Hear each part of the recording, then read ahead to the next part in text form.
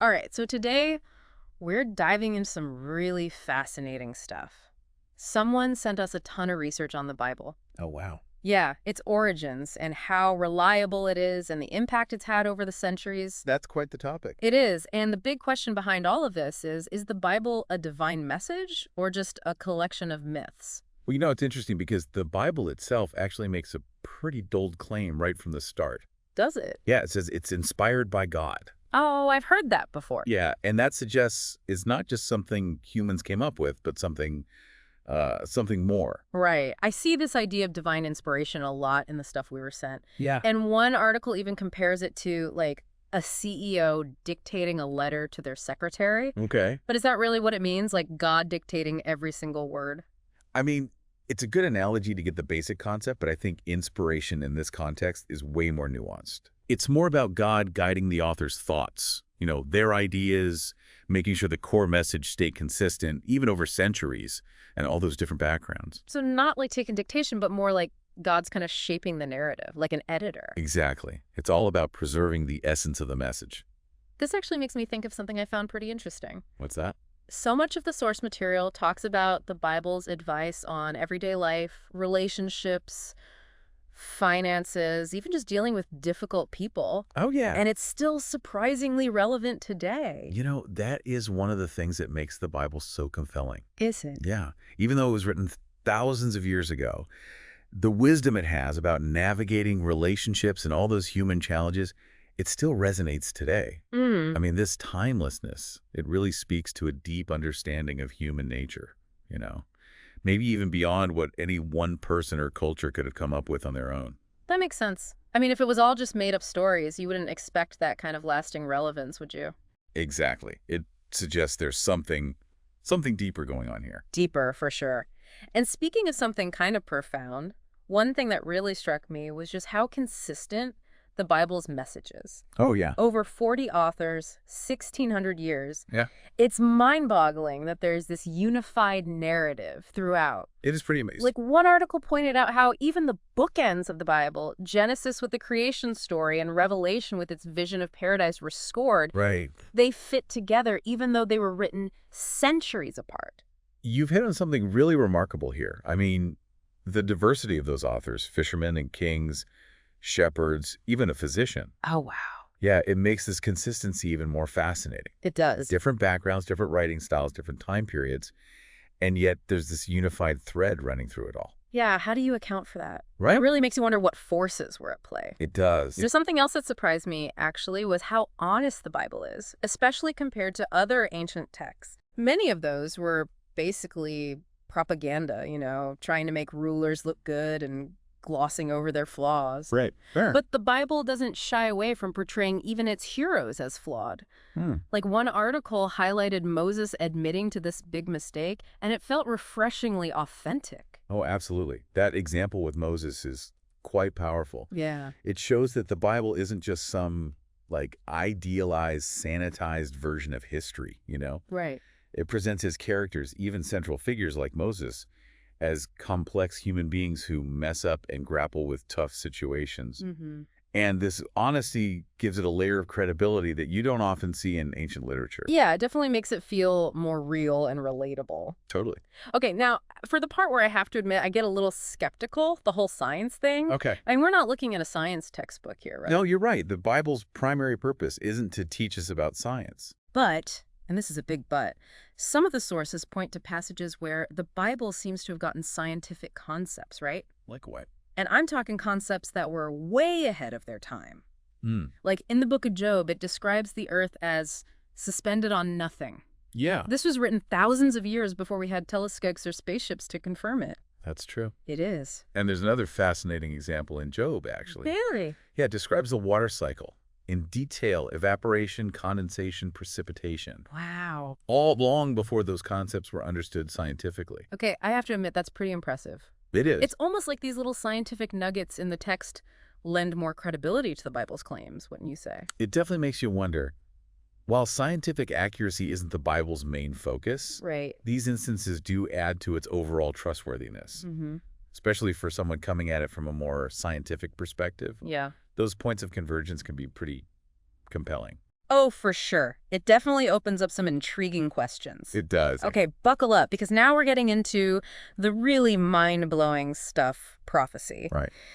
This is where the Bible really seems to set itself apart, you know? How so? It's like getting a glimpse into the future. One of the sources talked about Isaiah's prophecy about Cyrus conquering Babylon, Okay. written a full 200 years before it happened. Wow.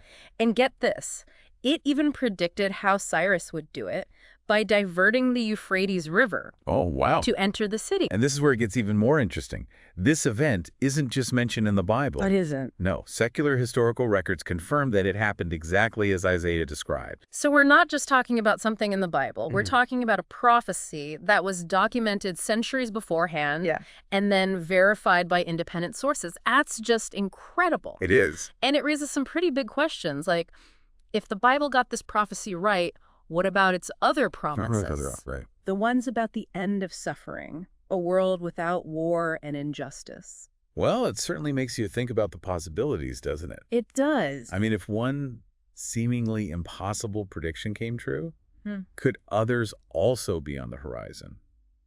There's definitely a lot to unpack there. For sure. And that's not even all of it. We still need to explore how relevant the Bible is for daily life, its impact on the world.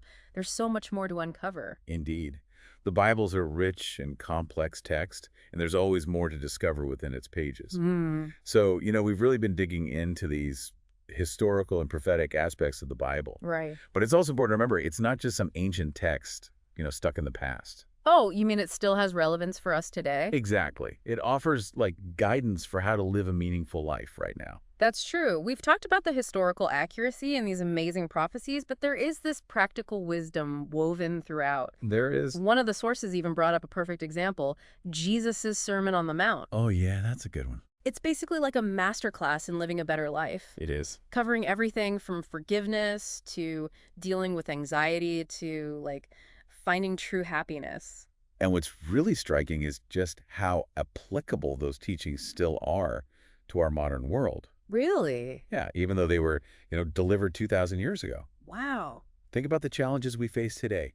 Relationship conflicts, stress, that constant pressure to achieve. Ugh, tell me about it. Right. And the principles in the Sermon on the Mount, they offer a different perspective, a way to find peace and purpose in the middle of all that chaos. I'm curious, what are some of those principles that people could actually use today?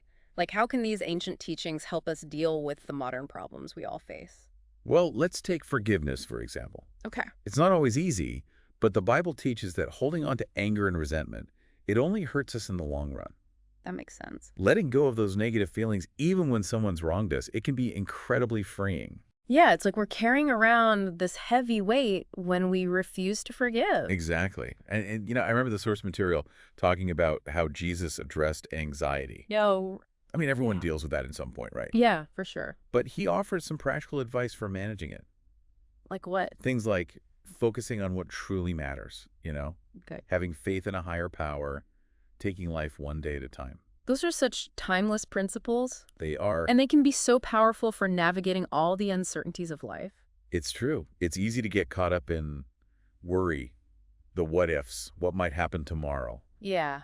But the Bible encourages us to shift our perspective, to be present in the moment, appreciate what we have, and trust that things will work out in the end. It's a totally different way of looking at our problems, isn't it? It is. And speaking of shifting perspectives, the Bible also challenges our usual ideas about success and happiness. How so? Well, the world tells us we need to achieve certain things, like get that promotion, buy that bigger house, to be truly happy. To be successful. Yeah. But the Bible offers a different definition of success. Oh, I like that. One based on character, compassion, and living a life of purpose. It's a pretty radical notion in our materialistic society, but it's a message that resonates with a lot of people. I bet. I mean, so many are searching for something more than just stuff, or climbing the corporate ladder. Yeah. They're looking for meaning, connection, a sense of belonging. Right. And the Bible, it provides a path for finding those things, a different way of measuring what's truly important. It's a guidebook, not just for living this life, but for understanding our place in a much larger universe, our connection to something bigger than ourselves. Absolutely. One of the sources emphasized how it's a personal journey, and that really resonated with me. Oh, me too. It's not about blindly following rules or doctrines, is it? Not at all. It's about exploring these ancient texts, grappling with the big questions, and figuring out what resonates with you personally. Yeah, yeah. It's about finding your own truth within those pages. That's so important. It's not about forcing anyone to believe anything. Right. It's an invitation to explore, to ask questions, and see what you discover. Exactly. Who knows what you might find? You might be surprised. You might just stumble upon the answers you've been searching for all along. You know, as we wrap up this part of our deep dive, I'm amazed by how much we've covered. Me too. From the Bible's claims of divine inspiration to its historical accuracy, its scientific insights. And those mind-blowing prophecies. Oh, right. And its practical wisdom for everyday life. Yeah, it's clear that this book is so much more than just a bunch of old stories. It really is. It's a complex and multi-layered text that has shaped cultures for millennia. It has. It's inspired countless works of art and literature and offered comfort and guidance to billions of people. Its influence is undeniable. And what's really fascinating is that it's still having an impact today. Is it? Yeah. As individuals and communities wrestle with these huge questions about life, purpose, and faith. It's a conversation that truly spans generations and continents. It does. It's a testament to the enduring power of these ancient texts to speak to the human condition, no matter the time or place. We've covered so much in this deep dive, you know. We have. Exploring the Bible, where it came from, how reliable it is, and that huge impact it's had. Yeah, it's been quite the journey. But as we're wrapping up, I'm wondering what this all means for the listener, you know? What's the takeaway? That's the amazing thing about the Bible. What is? Like a personal journey. Oh, okay. It's not about forcing anyone to believe certain things, but it provides like a framework for understanding the world, ourselves, our place in it all. One of the sources had this challenge that really stuck with me. Oh, yeah. If you've never really explored the Bible, what's stopping you? That's a good question. It might just have the answers you've been searching for. You never know. And even if you're familiar with the Bible already, there's always something new to discover. That's true. It's a book you can read and reread your whole life.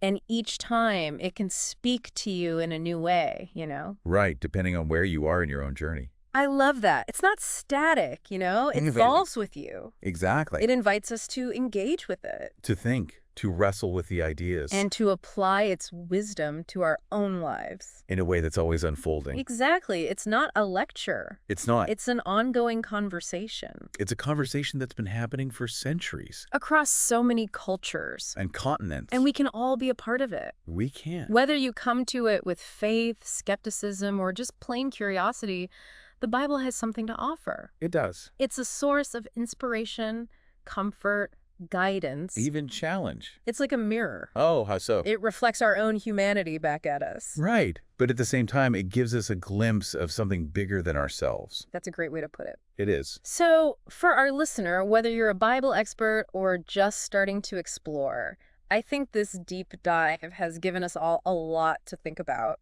And I hope it makes people want to keep exploring, to delve deeper into this ancient text that still captivates and challenges us today. Me too. It's a journey worth taking. Well, thanks for joining us on this epic adventure through the Bible. It's been a pleasure. Until next time, keep exploring, keep questioning, and keep diving deep.